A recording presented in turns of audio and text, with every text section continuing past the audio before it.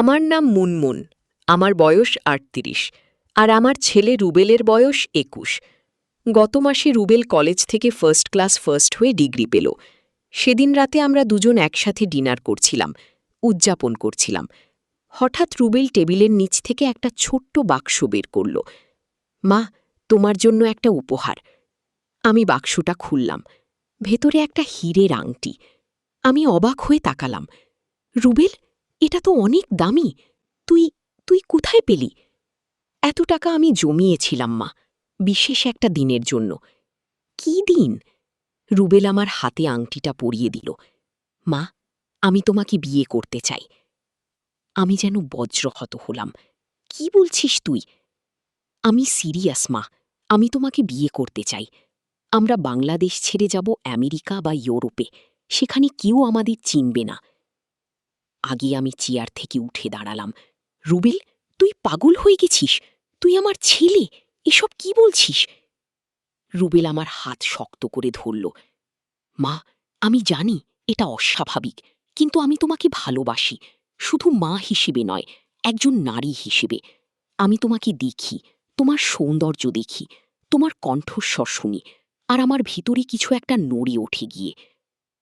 আমার শ্বাস দ্রুত হয়ে উঠল। কি করে আমার ছেলে আমাকে এভাবে দেখতে শুরু করল? আমার বুকের ভিতর কিসের যেন একটা টান অনুভব করলাম। বাবার মৃত্যুর পর আমরা দুজন ছাড়া আর কি আছে মা? তুমি আর কাউকে তোমার জীবনে আনোনি, আমিও কাউকে চাই না, আমি শুধু তোমাকে চাই। জানালার দিকে তাকালাম। শহরের আলোগুলো মিটমিট করছিল। কি করে এই সম্পর্ক সম্ভব? রুবেল আমার পাশে এসে দাঁড়ালো, আমার চোখে মুখোমুখি তাকিয়ে বলল,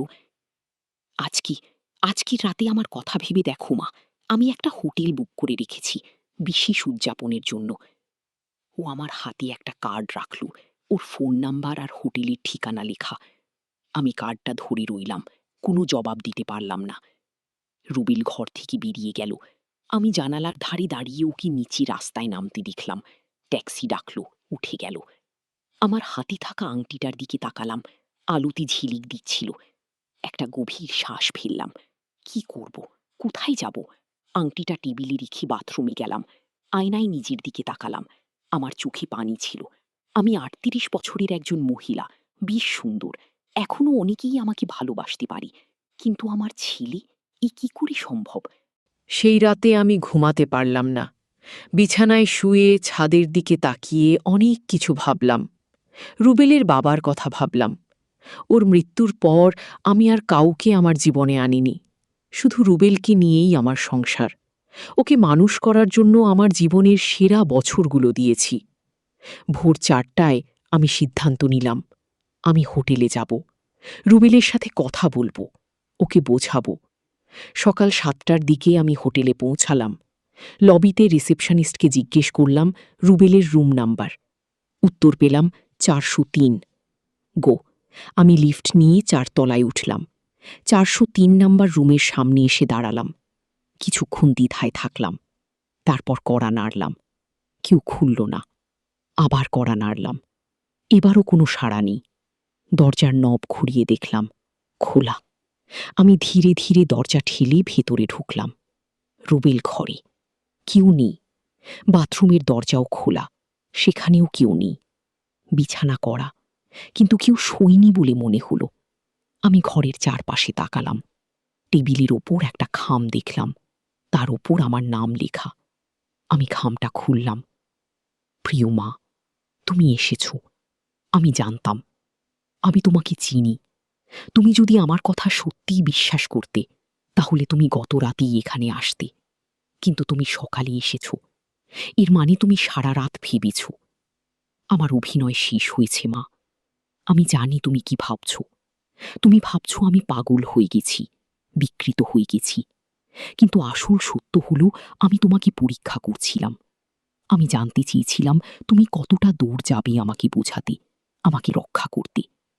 আমি তোমার চোখে ওই আতঙ্ক দেখলাম গতকাল, আর আমি জানতাম তুমি আসবে আমাকে ফিরিয়ে নিতে।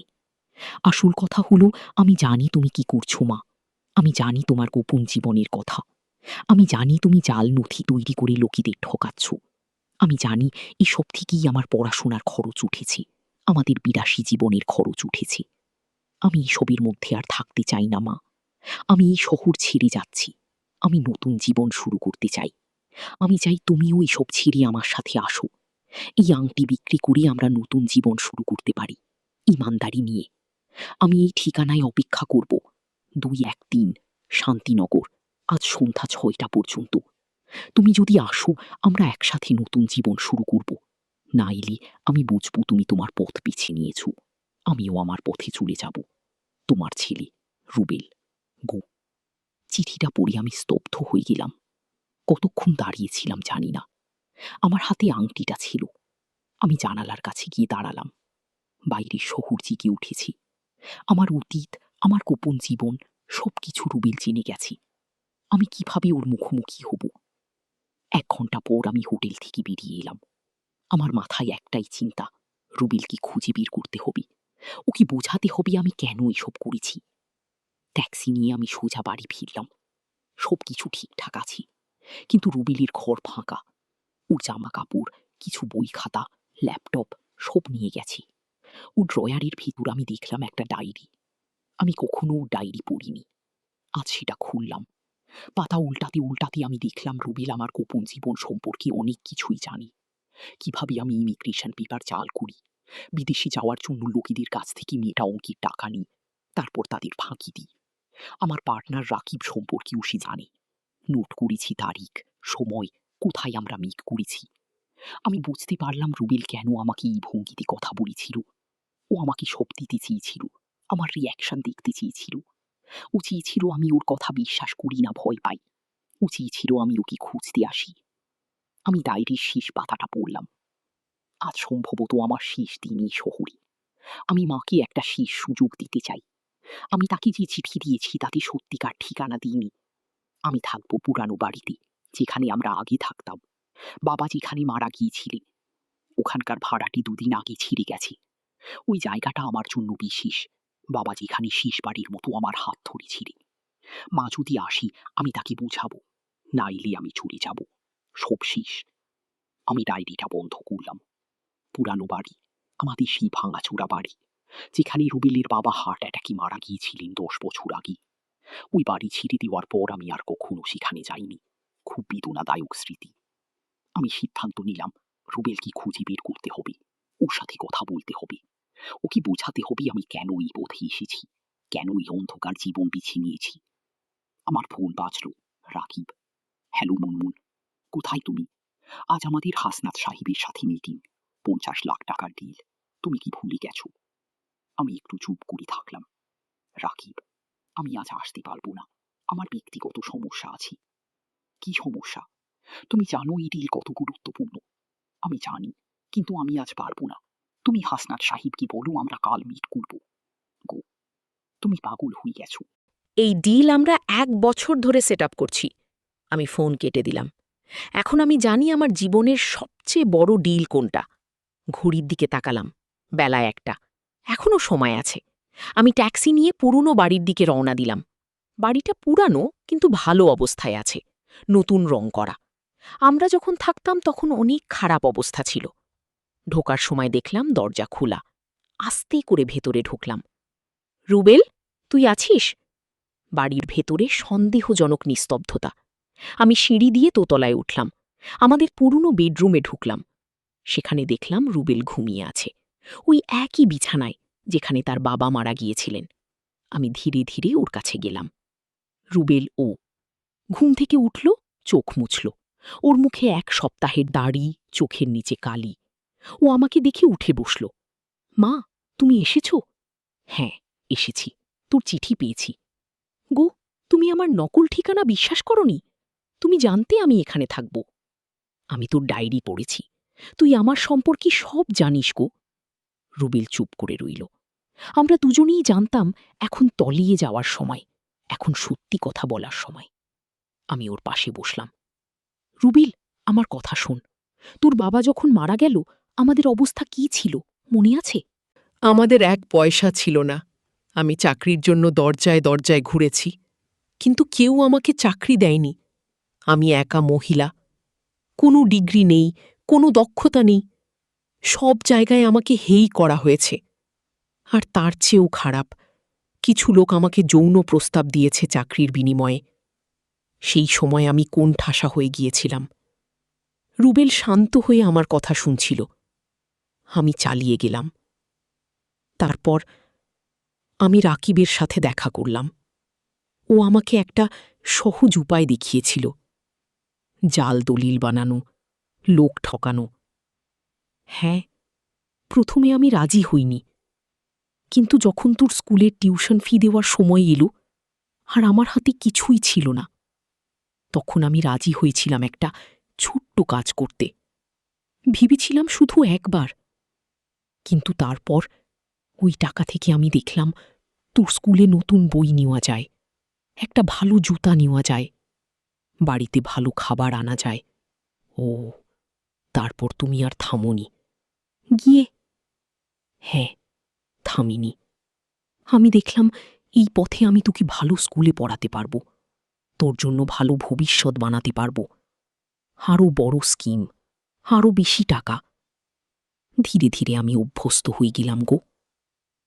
কিন্তু মা, এটা ভুল, তুমি লোকেদের ঠকাচ্ছ। হ্যাঁ, ভুল, আমি জানি, কিন্তু আমি কি করতাম? আমার কাছে আর কোনো উপায় ছিল না। হাগি মা, অনেক উপায় ছিল, তুমি সৎ পথে থাকতে পারতে গো। আমার চোখ দিয়ে পানি গড়িয়ে পড়ল। আমি ভেবেছিলাম তুই কখনো জানতে পারবি না। আমি ভেবেছিলাম তোর ধারণা হবে আমরা সাধারণ জীবনযাপন করছি। অনেক দিন ধরেই সন্দেহ করছিলাম মা, তুমি কোথায় কোথায় যাও, কার সাথে দেখা করো, হঠাৎ করে আমাদের এত টাকা আসে কোথা থেকে? আমি তোমার পিছু নিয়েছিলাম কয়েকবার, মোবাইলে রেকর্ডিং করেছিলাম কি। আমি নিজেকে আর সামলাতে পারলাম না। রুবেলের কাঁধে মাথা রেখে কাঁদতে লাগলাম। রুবেল আমার পিঠে হাত রাখল। মা, আমি তোমাকে নিয়ে যেতে চাই এখান থেকে, নতুন জায়গায়, যেখানে আমরা নতুন করে শুরু করতে পারি। আমার ডিগ্রি আছে, আমি কাজ করতে পারব, আমরা সৎ পথে থাকব। কিন্তু কোথায় যাব আমরা? এখানে আইনের নজরে আছি। 3 মাস ধরে প্ল্যান করছি মা। আমার কাছে 2টো টিকিট আছে নেপাল যাওয়ার, আগামীকাল সকালে। নেপালে আমার একজন বন্ধু আছে, রাহুল। ও আমাদের জন্য থাকার জায়গা ঠিক করে রেখেছে। আমি ওখানে একটা আইটি কোম্পানিতে চাকরিও পেয়েছি গিয়ে। আমি অবাক হয়ে তাকালাম। তুই এত কিছু করেছিস? হ্যাঁ মা, তোমাকে সঠিক পথে ফেরাতে হবে। তোমাকে সেই মুনমুন হতে হবে যে সৎ ছিল, যে আমাকে সৎ থাকা শিখিয়েছিল। ওহ, কিন্তু রাকিব, ও আমাকে খুঁজবে। আমি রাকিবকে চিনি মা। ও প্রেমের পাত্র নয়, ব্যবসার পার্টনার। টাকা দিলে ও ভুলে যাবে। টাকা! রুবেল বিছানার নিচ থেকে একটা ব্যাগ বের করল, খুলে দেখালো বান্ডিল বান্ডিল টাকা। আমি অবাক হয়ে তাকিয়ে রইলাম। এগুলো কোথা থেকে পেলি? আমি হতভম্ব হয়ে জিজ্ঞাসা করলাম। মা, আমি গত 2 বছর ধরে রাকিবের অফিসের কম্পিউটার হ্যাক করেছিলাম। ওর সমস্ত ফাইল, তথ্য, ট্রানজ্যাকশন সব আমার কাছে আছে। আমি ওর থেকে ধীরে ধীরে টাকা সরিয়েছি, এমনভাবে যে ও বুঝতে পারেনি কে নিচ্ছে গিয়ে। আমি বিস্মিত হয়ে রুবেলের দিকে তাকালাম। আমার ছেলে এত চালাক, এত বুদ্ধিমান। আমি গর্ব অনুভব করলাম, কিন্তু পরক্ষণেই ভয় পেলাম। রুবেল ওর কাছ থেকে টাকা নেওয়া মানে আমাদের অপরাধের পথে হাঁটাগো। আমাদের জন্য এটা আমাদের প্রাপ্য। হুহ, কিন্তু এটা চুরি রুবেল গো, এটা ন্যায়। রুবেল দ্বিধুভাবে বলল, মা, আমরা এখন সিদ্ধান্ত নিতে হবে। তুমি কি আমার সাথে যাবে নাকি রাকিবের সাথে থাকবে? আমি জানলা দিয়ে বাইরে তাকালাম। শহরের দূরের দৃশ্য দেখা যাচ্ছিল। আমি দীর্ঘশ্বাস ফেললাম। আমার জীবনের সবচেয়ে বড় সিদ্ধান্ত এটা।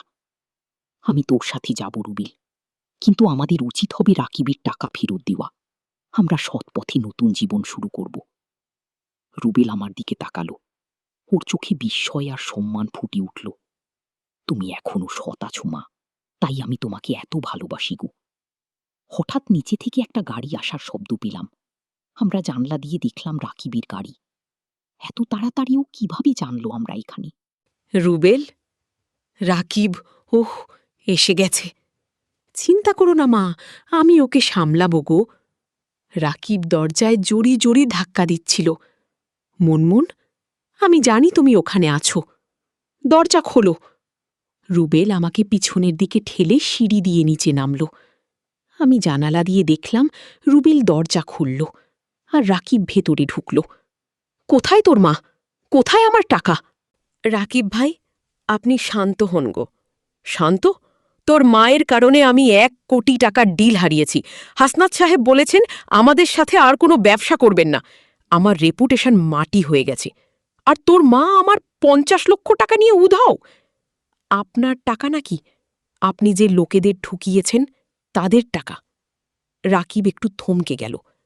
তুই কি বলতে চাস? আমি সিঁড়ি দিয়ে নিচে নামলাম। রাকিব, আমি এখানে, আমি কোথাও যাইনি। গিয়ে রাকিব ঘুরে আমার দিকে তাকাল, ওর মুখে রাগ আর বিদ্রুপ। তুমি পাগল হয়ে গেছ? তুমি জানো আজকের ডিল কত গুরুত্বপূর্ণ ছিল? আমি আর এসব করব না রাকিব। লোকেদের ঠকানো, জাল দলিল বানানো আমি ছেড়ে দিচ্ছি গো। রাকিব হাসল। কি বললে? ছেড়ে দিচ্ছ? তুমি ভাবছ এত সহজে বেরিয়ে যাবে? তুমি জানো না আমি কত লোককে চিনি, কত ইনফ্লুয়েন্সিয়াল লোক আমার হাতের মুঠোয়া। আমি চাইলে তোমাকে জেলে পাঠাতে পারি। রুবেল এক পা এগিয়ে এলো।